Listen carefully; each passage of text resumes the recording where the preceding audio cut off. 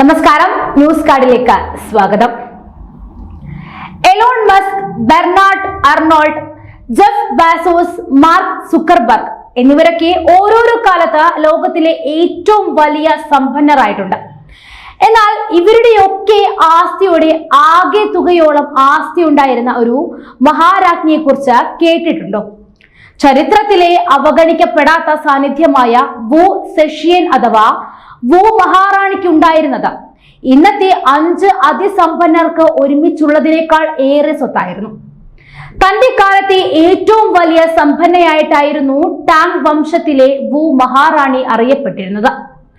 എന്നാൽ ചില ചരിത്രകാരന്മാർ അവകാശപ്പെടുന്നത് ചരിത്രത്തിലെ ഇന്നോളം ഉണ്ടായിട്ടുള്ളതിൽ വെച്ച് ഏറ്റവും സമ്പന്ന അവർ ആയിരുന്നു എന്നാണ്. ഏറ്റവും കണക്കാക്കപ്പെട്ട സ്വത്ത് ഏകദേശം 16 ട്രില്യൺ അമേരിക്കൻ ഡോളർ വരും.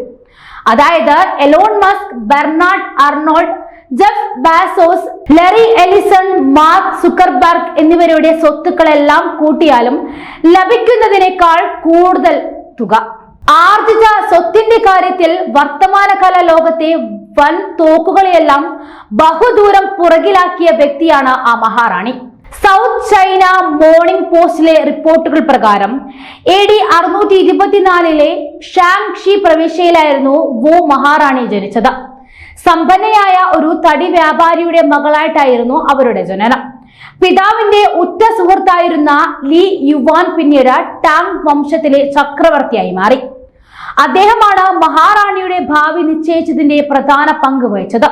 ടാങ് സോങ് എന്ന പേരിൽ ചക്രവർത്തിയായ ലീ യുവാവിന്റെ സെക്രട്ടറിയായി ടാങ് പാലസിൽ ജോലിക്ക് കയറിയ റാണിക്ക് ചെറുപ്പകാലം മുതൽ തന്നെ സാഹിത്യത്തിൽ അതീവ താല്പര്യവും ഉണ്ടായിരുന്നു. കേവലം 14 വയസ്സ് മാത്രം പ്രായമുള്ളപ്പോൾ വിദ്യാഭ്യാസ രംഗത്ത് തനത് പാത വെട്ടിത്തുറന്ന വനിതയായിരുന്നു അവർ. AD 649 ചക്രവർത്തിയുടെ മരണത്തോടെ അന്നത്തെ പതിവനുസരിച്ച് ചക്രവർത്തിയുമായി ബന്ധമുള്ള സ്ത്രീകളെയെല്ലാം ബുദ്ധിസ്റ്റ് മോണോസ്ട്രിയിലേക്ക് പറഞ്ഞുവിട്ടു.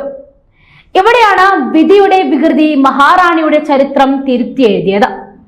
ചക്രവർത്തിയുടെ മരണത്തിന് ശേഷം അധികാരമേറ്റ മകൻ ഗാവോ സോങ്കുവുമായി പ്രണയത്തിലായിരുന്നു വു മഹാറാണി. അധികാരമേറ്റ് ഒരു വർഷത്തിനകം തന്നെ മോണോസ്ട്രിയിൽ നിന്നും വുവിനെ തിരിച്ചു വിളിച്ച് തന്റെ കാമുകിയാക്കി പ്രതിഷ്ഠിച്ചു. ഇതോടെ കൊട്ടാരത്തിനകത്ത് വു മഹാറാണിയുടെ സ്വാധീനം വർദ്ധിച്ചു. മാത്രമല്ല, ഔദ്യോഗിക ചക്രവർത്തിനി വാങ്ങുമായുള്ള അവരുടെ പോര് ശക്തിപ്പെടുകയും ചെയ്തു.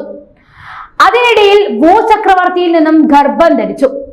നിർഭാഗ്യവശാൽ പ്രസവിച്ച് ഏറെ വൈകാതെ ആ കുട്ടി മരണവും അടഞ്ഞു. കുശാഗ്ര ബുദ്ധിക്കാരിയായ വു ആ കുറ്റം ചക്രവർത്തിനിയുടെ തലയിൽ അടിച്ചേൽപ്പിക്കുകയും ചെയ്തു. അവരുടെ വീഴ്ച ഉറപ്പാക്കുകയും ചെയ്തതോടെ അവരെ പുറത്താക്കി. വാങ്ങിനെ പുറത്താക്കിയ ശേഷം വു ടാങ് സാമ്രാജ്യത്തിന്റെ ചക്രവർത്തിനിയായി സിംഹാസനമേറി. AD 655 ഇത്.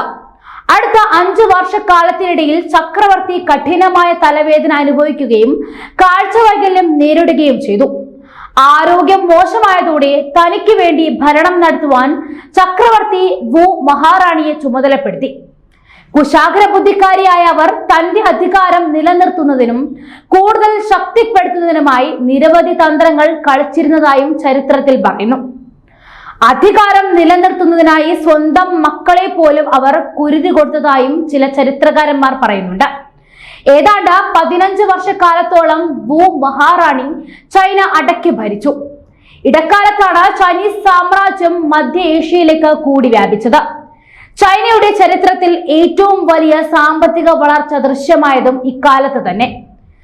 തേക്കിന്റെയും സിൽക്കിന്റെയും വ്യാപാരമായിരുന്നു പ്രധാനമായും വളർന്നത്. നിരവധി സിനിമകളിലും സീരിയലുകളിലുമൊക്കെ വു മഹാറാണിയുടെ ആഡംബര ജീവിതം പരാമർശിക്കപ്പെട്ടിട്ടുമുണ്ട്.